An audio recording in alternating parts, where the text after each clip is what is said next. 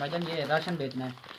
अच्छा जी, मैं आपको हिसाब करके देता हूँ। ये तो हमारे मस्जिद के इमाम हैं। इनको उधर यामीन भाई ने राशन दिया था, ये बेचने क्यों आए हैं? मैं अभी जाके यामीन भाई को बताता हूँ।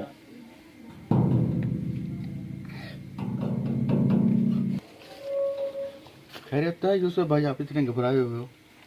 वो आपने इमाम साहब को राशन नहीं दिया था? हाँ हाँ, वो इमाम साहब अकेले को थोड़ा दिया, तो वो मैंने और लोगों को भी दिया था ना। वही तो मैं आपको बता रहा हूँ, इमाम साहब वो राशन बस वो दुकान में बेच रहे थे। ये क्या कह रहे हो आप? चलो जाके अभी इमाम साहब से पूछते हैं। यूसुफ भाई, आपने अपनी आंखों से देखा है उसे? यार यामीन भाई, मैं अपने घर का सामान लेने गया था, मैंने अपनी आंखों से देख के आया हूँ, वो इमाम साहब राशन बेच रहे थे दुकान पर। चलो चलते हैं, नमाज का टाइम भी हो गया और इमाम साहब से पूछते हैं, अभी मस्जिद में होगा। हाँ चलते हैं। क्यों बेचा है उसने? हमने तो उसे राशन खाने के लिए दिया था। पूछते हैं, चलो। चलो जमात होगी, जमात होने के बाद फिर इमाम साहब से बात करते हैं। ठीक है, नमाज पढ़ लें, ठीक है।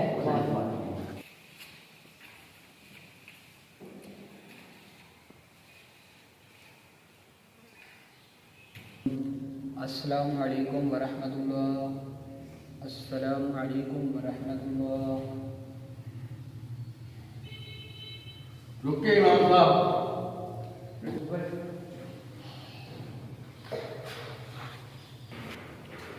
निमाजी भाइयों, आपको पता है इमाम साहब ने क्या किया है? इमाम साहब ने ऐसा क्या काम किया तुमने द्वार पर? मैं आपको अभी बताता हूँ। इमाम साहब को मैंने राशन दिया घर के इस्तेमाल के लिए, बच्चों के लिए। इमाम साहब ने दुकान पर जाकर बेच दिया। मेरे पास सबूत है। ऐसा क्या सबूत है आपके पास? मैं सबूत नहीं, ये भाई बताएगा आपको, यूसुफ भाई बताएगा, इसने खुद देखा है। भाई मैंने अपनी आंखों से देखा है, मैं दुकान पर राशन लेने गया था अपना, इमाम साहब राशन बेच रहे थे, मैं खुद अपनी आंखों से देख के आया हूँ। जी भाई, ये भाई बिल्कुल ठीक कह रहे हैं। हैं?